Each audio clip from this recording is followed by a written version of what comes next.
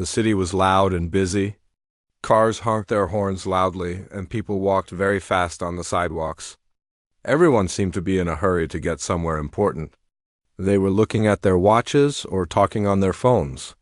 But in the middle of all this noise and rush, there was a small boy who was walking very slowly. He was not in a hurry. He had a very important mission. The boy was quite small for his age. He was wearing a blue jacket that was a little bit too big for him, and the sleeves covered his hands. His sneakers were old and dirty, and one of the shoelaces was untied, but he did not stop to fix it. His eyes were focused straight ahead. He was looking for a specific shop. He turned a corner and saw it. It was a small flower shop squeezed between a big coffee shop and a bakery. The smell of fresh bread was in the air, but the boy ignored it.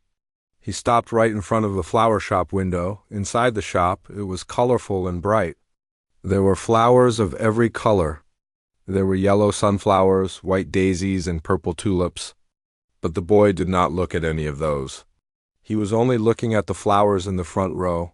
They were red roses. They were the most beautiful things he had ever seen. They were wrapped in clear plastic with a red ribbon tied around them. The petals looked soft and velvet like a red pillow. The boy pressed his nose against the glass.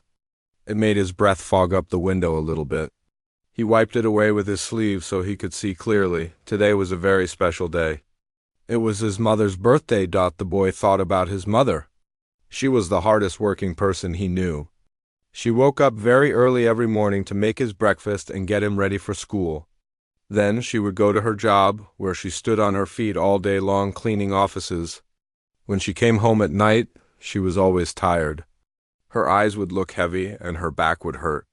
But she always smiled at him. She always asked him how his day was. This year, the boy wanted to see a real big smile. He didn't want to give her a drawing or a card made of paper, even though she loved those. He wanted to give her something that smelled as sweet as she was. He wanted to give her a rose. He reached his hand into his pocket and pulled out a small velvet pouch. It was dark blue and had a drawstring. He held it tight in his hand. He had been saving money for a long time for this. Every time he found a coin on the street, he put it in the pouch. When his grandmother gave him $1 for helping her carry groceries, it went into the pouch. He had been skipping the treat at the school cafeteria for weeks. Putting that money aside instead, the boy felt the weight of the pouch in his hand. It felt heavy, but he wasn't sure if it was heavy enough. He stood on the sidewalk for a long time, just looking at the roses and holding the pouch. A tall man walked by quickly and almost bumped into the boy, but the boy didn't move. He was thinking about the price. He didn't know how much a rose cost. It could be $5. It could be $10. He hoped it wasn't $20. He opened the pouch just a tiny bit and peeked inside. He saw some crinkled dollar bills and many quarters and dimes. He tried to do the math in his head. Counting the dollars was easy, but counting the change was hard. He closed his eyes for a moment. "Please let it be enough," he whispered to himself. He wasn't talking to anyone, just to the quiet air around him. He took a deep breath. The air smelled like car exhaust, but through the slightly open door of the flower shop, he could smell the perfume of the flowers. It smelled like a garden in the spring. It gave him courage. The boy pushed the heavy door open. A small bell above the door rang, dinge ding, announcing that a customer had arrived. The inside of the shop was quiet, almost like a different world. The noise of the traffic and the honking cars faded away. The air here was cool and smelled fresh and wet. There were buckets of flowers everywhere. On the shelves, there were vases and green leaves hanging down. The boy stood just inside the door for a second. He felt small in this big shop. The floor was made of wood, and his sneakers made a squeaky sound as he took a step forward. He clutched his blue pouch tightly against his chest, right over his heart. He walked slowly toward the glass counter at the back of the shop. Behind the counter stood a woman. She was arranging a bouquet of bright yellow flowers. She looked kind. She had glasses on her nose and her hair was tied back in a bun. She didn't hear the boy come in at first because she was humming a soft song to herself. The boy reached the counter. He had to stand on his tiptoes just to see over the top. He cleared his throat, but he was so quiet that she didn't hear. He waited politely. He knew he shouldn't interrupt. He watched her hands moving gently, placing a flower here, cutting a stem there. She looked like she was painting a picture, but with flowers. Finally, she put the scissors down and turned around. When she saw the little boy standing there, looking up at her with big eyes, she smiled a warm, friendly smile. "Well, hello there," she said softly. "You are a brave young man to come in all by yourself. What can I do for you today?" The boy felt his face get a little hot. He was nervous. He looked at the roses in the cooler behind her. They were even more beautiful up close. I want to buy a rose," he said. His voice was small and shaky. "Just one rose. The reddest one you have." The florist looked at him, and then her eyes traveled down to his hand. She saw the blue velvet pouch he was holding so tight. She could tell that whatever was inside meant a lot to him. "For a special occasion?" she asked gently.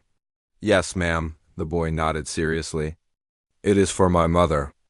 It is her birthday today." The florist's smile got even bigger. "That is a wonderful gift.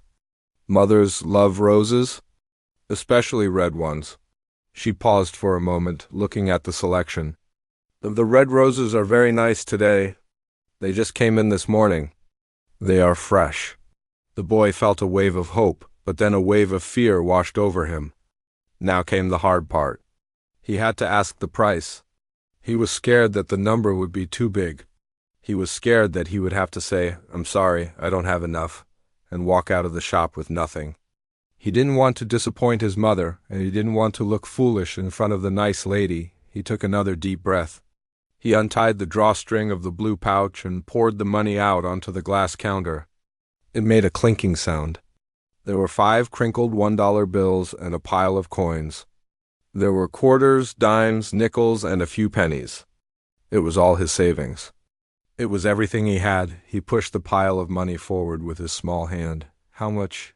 He started, then cleared his throat to make his voice stronger. "How much is one rose?" He looked at the money. He looked at the florist. He held his breath, waiting for the answer. This was the moment he had been saving weeks for. Everything depended on what she said next. The boy's heart was beating so hard in his chest that he could feel it thumping against his ribs. He just wanted to make his mother happy, and he hoped this pile of coins was enough to do it. The shop suddenly went very quiet. It wasn't a noisy silence, but a heavy one. The air inside the flower shop felt thick. The boy stood on his tiptoes, his knuckles white as he gripped the edge of the glass counter. He watched the florist's face closely, looking for a sign. He was hoping she would smile and say, "Wow, you have so much money." But instead, her face softened into a look that was sad and gentle. She looked down at the pile of money. There were 5 crumpled dollar bills that looked like they had been through a washing machine. Around them was a small mountain of coins. There were shiny quarters, thin dimes, and thick nickels. There were even a few pennies that had turned dark with age. To the boy, this pile was a fortune. It was weeks and weeks of saving. It was every coin he had found on the sidewalk and every dollar he had been gifted. To him, it was everything, but to the florist, looking at the price tag of the premium long-stemmed roses in the cooler, it was not enough. She reached out and began to count the money. Her hand moved slowly. She picked up the $5 bills first and smoothed them out against the glass counter. 1, 2, 3, 4, 5. She set them aside. Then she started on the coins. The boy watched her fingers push the quarters into neat little stacks. He tried to count in his head along with her, but his heart was beating too fast. There was a line of people forming behind the boy. He hadn't noticed them come in. A woman in a business coat was checking her watch, looking impatient. A man was tapping his foot on the wooden floor. The boy could feel them standing there. He could feel their eyes on the back of his head. It made his neck feel hot. He wished the floor would just open up and swallow him, so he wouldn't have to turn around. The florist pushed the last stack of coins away. She looked at the total, and then she looked up at the boy. She took a deep breath, like she was about to say something difficult. "Sweetheart," she said very softly, "you have done a wonderful job saving this. Really, you have worked very hard. The boy smiled a tiny, hopeful smile. He thought she was going to give him the rose. But, she continued, and her voice dropped an octave just a little bit, these special roses are imported. They are very expensive. They cost $12. The boy's smile froze. He looked at his money. He looked back at her. He did the math in his head. $5 from the bills. Maybe $3 from the quarters. Some change from the dimes. He knew it wasn't $12. It wasn't even close. It was maybe $8. Maybe $8.50 if he was lucky. There was a big gap between what he had and what he needed. It was a gap he couldn't cross. Is there anything else? He asked, his voice trembling. Maybe a smaller flower? The florist looked at the buckets of flowers. Well, I have some carnations over there for $5, she said, pointing to a bucket of pink flowers. But I know you wanted a rose for your mama. The boy looked at the carnations. They were pretty. They were pink and fluffy. But they weren't roses. In his mind, a rose was the best flower in the world. It was what princesses got. It was what movie stars got. A carnation was just a flower. A rose was magic. He looked at the red roses in the cooler one last time. They were so perfect. His mother deserved the best. She deserved magic. He shook his head slowly. No, he whispered. It has to be a rose. He felt a burning sensation in his nose and his eyes. He knew what was coming. He knew he was going to cry, and he didn't want to do it in front of the florist and the line of people behind him. He bit his lip hard, trying to keep the tears inside.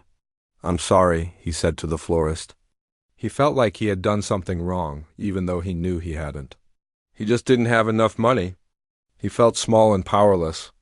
I didn't know they were that much. It's okay, honey, the florist said. She looked pained. She hated seeing a child disappointed. You keep saving? Maybe next week. The boy nodded, but he knew there wouldn't be a next week. Today was her birthday. He couldn't give her a flower next week. It had to be today. He reached out his hand and started to pull the money back toward him. The sound of the coins scraping against the glass counter was loud and scratchy in the quiet shop. It was the worst sound he had ever heard. It sounded like failure. He scooped the bills up first, crumpling them in his fist. Then he started pushing the quarters and dimes back into his blue velvet pouch. His hand was shaking now. He was rushing because he wanted to get out of there. He could feel the tears threatening to spill over his eyelids. One tear rolled down his cheek, hot and fast. He quickly wiped it away with his sleeve, hoping no one saw it. I'm sorry, he said again, to the florist and to the people waiting in line. Excuse me. He turned around, clutching the pouch in his hand. He didn't look at the people behind him. He couldn't bear to see their faces. He was sure they were annoyed that he had wasted their time. He was sure they were thinking he was silly for trying to buy something he couldn't afford. He kept his head down. He looked at his sneakers.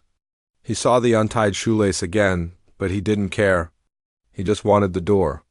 He wanted to be outside in the fresh air. He wanted to be away from the beautiful, expensive roses. He walked slowly toward the glass door. Every step felt heavy, like he was wearing shoes made of lead. The bell above the door seemed so far away. The shop, which had seemed like a magical place full of colors and smells just a few minutes ago, now felt cold and unwelcoming. He felt like he didn't belong there. He thought about his mother. He thought about walking into the house empty-handed. He would have to tell her, "Happy birthday," and hand her a card. And maybe she would smile and say she loved it because she was his mother. But deep down, he would know that he failed her. He wanted to give her the world, and he couldn't even afford a single flower. He reached for the door handle. His hand was small compared to the big metal handle. He pushed it down. Ding ding, went the bell. But this time, the bell didn't sound happy. It sounded like a goodbye. He pushed the door open and stepped 1 foot out onto the sidewalk. The noise of the city rushed back in all at once. The honking cars, the sirens, the people shouting. It was loud and harsh. It hurt his ears. He stood there for a second, just outside the door. He looked down at the blue velvet pouch in his hand. It was full of money, but it felt worthless. He felt a heavy lump in his throat that hurt to swallow. He wiped his eyes one more time with the back of his hand, taking a deep, shaky breath of the city air. He was about to take another step, to walk away and disappear into the crowd, when he heard a voice behind him. It wasn't the florist. It was a man's voice. And it wasn't coming from the counter. It was coming from right behind him. "Hold on a second, little man," the voice said. The boy froze. He didn't turn around immediately. He thought maybe the man was talking to someone else. He squeezed his eyes shut for a moment, wishing he could just vanish. "Don't go yet," the voice said. Closer now, the boy felt a gentle touch on his shoulder. It was a light touch, not grabbing him, just stopping him. He slowly turned around, ready to apologize again, ready to run. But when he looked up, he saw a man standing there. The man was tall. He was wearing a dark leather jacket that looked well-worn and comfortable. He had a baseball cap pulled down low over his eyes, and he had a bit of dark stubble on his face. He looked like he had been walking around the city all day. But even with the cap low, the boy could see the man's eyes. They were dark brown, and they were looking at the boy with a very serious expression. The stranger didn't look at the boy like he was a nuisance. He didn't look at him like he was wasting time. He was looking right at him like he was a person who mattered. The boy stood there, his hand still on the door handle, unsure of what was going to happen next. The city noise roared around them, but for a second it felt like it was just the two of them standing there. The boy flinched slightly when he felt the hand on his shoulder. It wasn't a rough grab, but it was firm enough to stop him from taking that next step into the crowded street.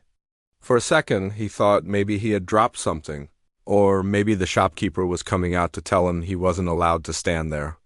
He quickly wiped his eyes with his sleeve again, trying to clean up the evidence of his tears before he turned around. He didn't want to be seen crying. Crying was for babies, and his mother always told him he was a brave boy. But today he didn't feel very brave. He felt small and embarrassed. Slowly, he turned around to face the stranger. When he looked up, he saw a tall man standing there. The man was wearing a dark, heavy jacket that looked like it had seen many years. It was zipped up halfway, and underneath he was wearing a simple gray t-shirt. He had on a baseball cap that was pulled down low, shading his eyes. He looked a little bit tired, like he had been walking all day, but his posture was relaxed. The boy looked at the man's face. He saw a nose that looked like it had been broken once, a strong jaw and a small scar on his lip. But mostly he saw the man's eyes. They were dark brown and very serious. He wasn't looking at the boy with the annoyed expression that the people in line had. He wasn't looking at him with pity either. He was looking at him with a quiet, calm focus. "Wait," the man said again. His voice was deep and a little bit scratchy, but it was kind. "Don't go just yet." The boy clutched his blue pouch tighter against his chest. He felt confused. Why did this stranger want to stop him? I have to go," the boy mumbled. He looked down at his sneakers. "I didn't have enough money." "I know," the man said gently. He nodded his head. "I saw you inside. I saw you counting." The boy looked up, surprised.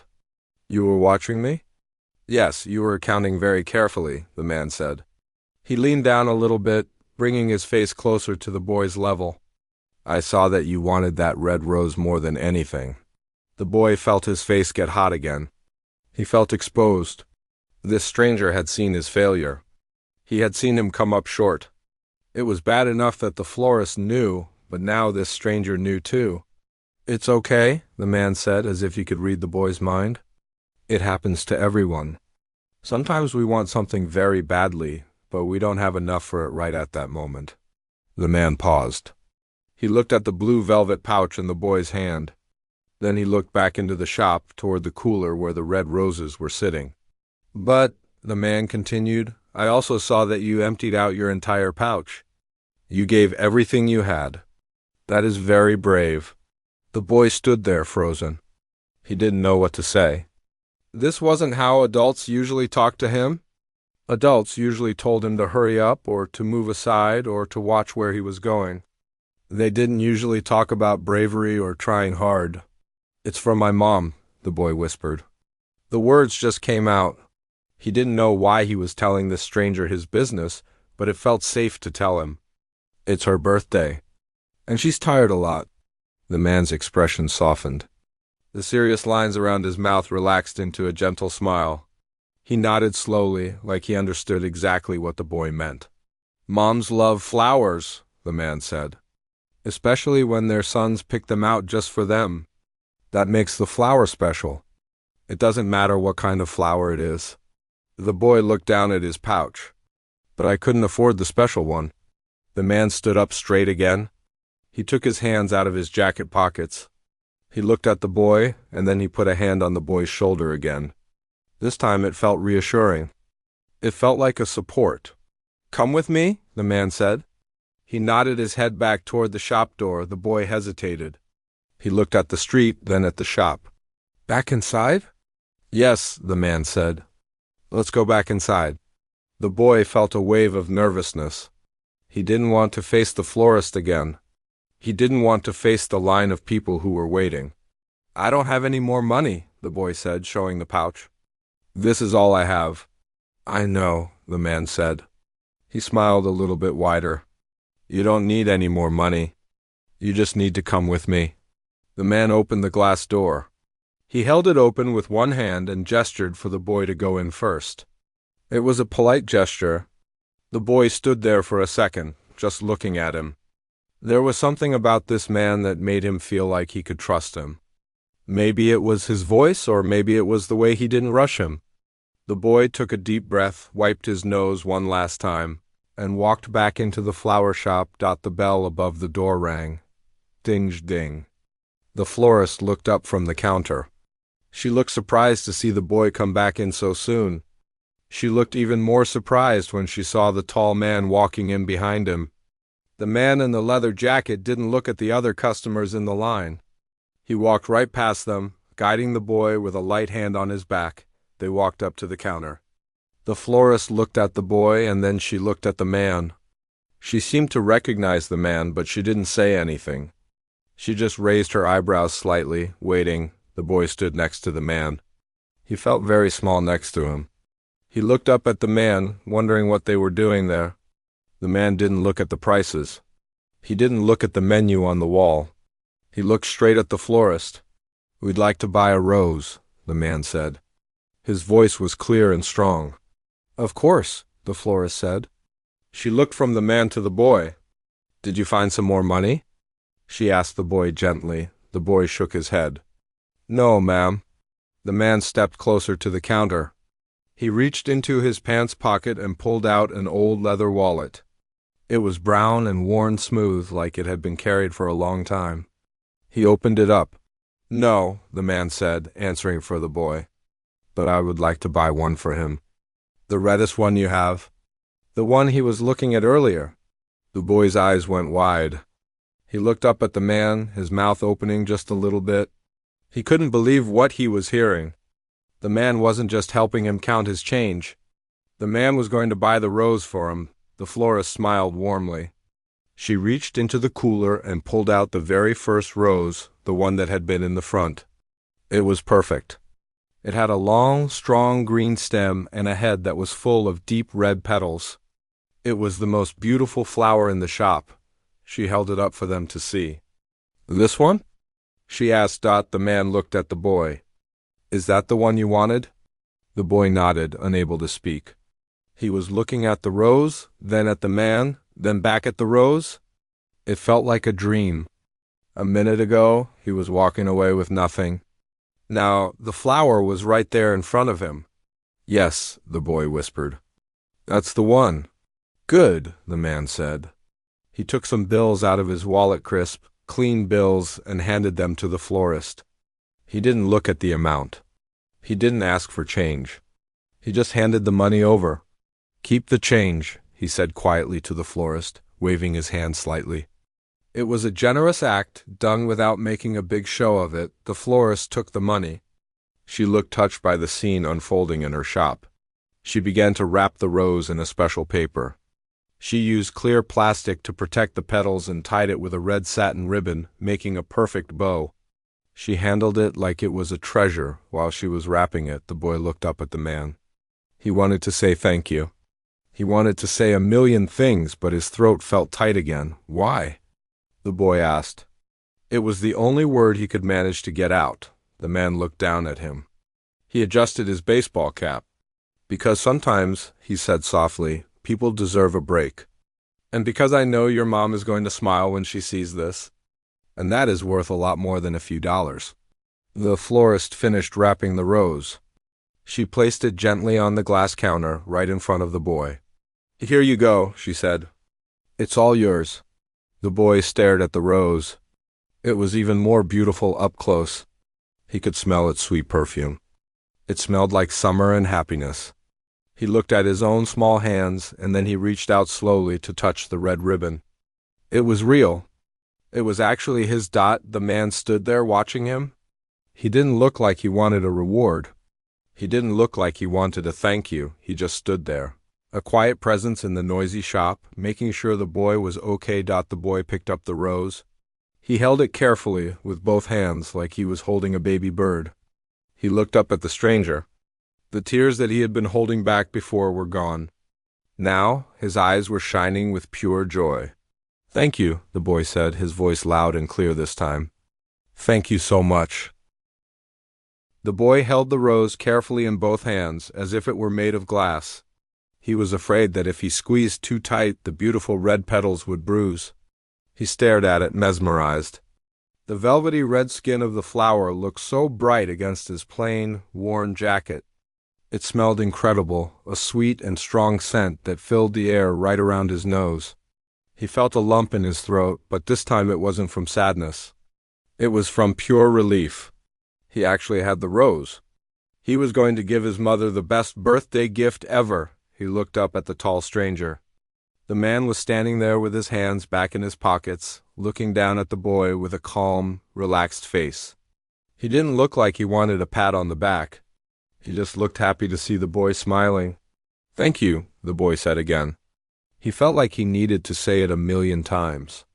This is the nicest thing anyone has ever done for me. The man smiled a little. It was a small smile, just a turning up of the corners of his mouth, but it reached his eyes. You're very welcome, little man. But wait a second. The boy tilted his head to the side. Wait for what? The man turned his gaze away from the boy and looked at the glass display counter next to the cash register. He pointed a finger toward a shelf filled with fancy boxes. Flowers are beautiful, the man said thoughtfully. But flowers are for looking at. They look nice on the table, and they smell good. But they don't last forever. The boy looked at the shelf. There were boxes of all shapes and sizes. Some were wrapped in gold paper, and some in silver.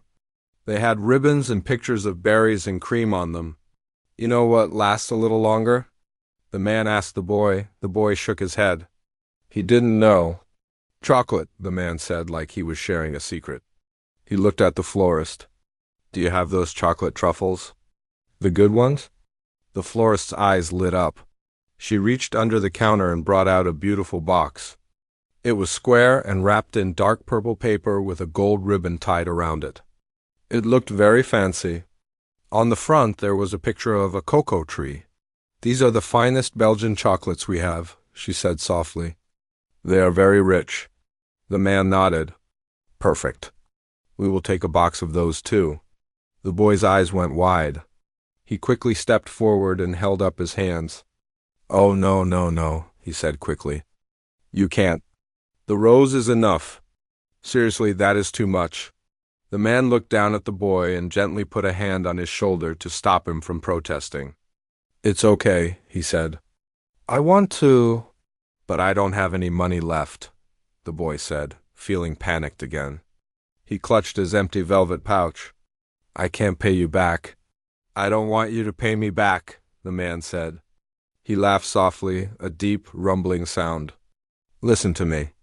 Your mom works hard, right? The boy nodded. Yes, sir. Very hard. And she is tired a lot? Yes. Well, the man said, when you are tired and you work hard, sometimes you need a little treat. Something sweet. The rose is to show her you love her. The chocolate is to give her a little bit of energy. It makes the gift complete. He looked at the florist. Add it to the bill. The florist smiled warmly at the man. She placed the purple box next to the red rose on the counter. She scanned the box and added it to the total. The man pulled his wallet out again. He didn't even look at the price. He just handed over a few more bills. It was such a casual thing for him to do, like buying a candy bar, but to the boy it felt like a miracle. Here, the man said. He picked up the purple box and placed it on top of the rose, which the boy was still holding. Be careful. It's a bit heavy. The boy now held a rose and a box of expensive chocolates. He felt weighed down, but in a good way. It was the weight of generosity. He looked at the purple box, then at the rose, then at the stranger. He couldn't understand why this person, who didn't even know him, was being so kind. Why are you doing this? The boy asked. His voice was quiet, full of wonder. You don't even know my mom? The man leaned against the counter and crossed his arms. He looked at the boy for a long moment. He seemed to be thinking about his answer. You're right, the man said slowly. I don't know your mom, but I know you. You know me. I know that you saved up every penny you had, the man said. I know that you stood there and counted your money, hoping it was enough. And when it wasn't enough, you didn't get angry. You didn't scream or cry. You were polite. You just wanted to do something nice for someone else. The man reached out and tapped the boy gently on the chest, right over his heart. That is a rare thing. That is a good heart. And when I see a kid with a good heart, I want to help him. Because the world can be tough. It's good to have people on your side. The boy stood there, absorbing the man's words. He felt a warm feeling spreading through his chest, warmer than the chocolate he was holding. Also, the man added, his tone getting a little lighter, I remember being a kid. I remember wanting to give my mom something nice, but not having the money to do it. Someone helped me out once, a long time ago. So now I am just passing it on. Passing it on? The boy asked. Yes, it's like a chain, the man explained. I help you. You grow up and you help someone else. That's how the world gets better. The boy nodded slowly. He liked that idea. A chain of kindness. The florist handed the man a receipt, but he just waved his hand at it, indicating she could throw it away. He didn't need a receipt. He didn't need proof of what he had done. The look on the boy's face was all the receipt he needed. All right, the man said, standing up straight and pushing himself off the counter. You have the goods? You have the mission. You know what you have to do now? The boy looked at his gifts and then back at the man. I have to go give them to my mom. Exactly, the man said. And when you give them to her, don't just hand them to her. Look her in the eye. Tell her you love her. And tell her that these flowers are from you, but the chocolates are a little bonus. The boy smiled a huge, toothy smile. I will, he promised. I will tell her everything. The man adjusted his baseball cap, pulling the brim down a little lower. He looked toward the door. The shop was quiet now. The other customers who had been in line earlier had already left, or were quietly browsing the shelves, watching the scene with smiles on their faces. Even the grumpy man who had been tapping his foot earlier was now standing quietly, looking touched by what he had seen. Good luck, the man said to the boy. He opened his hand, palm open. For a high five, the boy reached up and slapped his small hand against the man's large palm. It made a soft clap sound. Thank you, the boy whispered one last time. Thank you for everything. The man gave him a nod. It was a respectful nod, like he was talking to an adult, not a child. You take care of yourself, and take care of your mom. I will, the boy said. The boy turned toward the door. He felt different now than when he had walked in. He felt taller. He felt lighter. He wasn't the kid who didn't have enough money anymore. He was a kid who had a mission. He had the perfect rose and the perfect chocolates. He was going to make his mother so happy that she might forget about being tired for a whole night. He reached for the door handle, but before he opened it, he stopped. He took one last look back over his shoulder. The tall stranger was still standing by the counter, talking quietly to the florist. The boy watched him for a second. He didn't know who the man was. He didn't know his name or where he was going. He just knew that he was the nicest person he had ever met. The boy pushed the door open. The bell rang, ding, ding, but this time it sounded like a celebration. He stepped out of the cool, quiet shop and back into the busy, noisy city. The cars were still honking and the people were still rushing, but the boy didn't notice the noise anymore.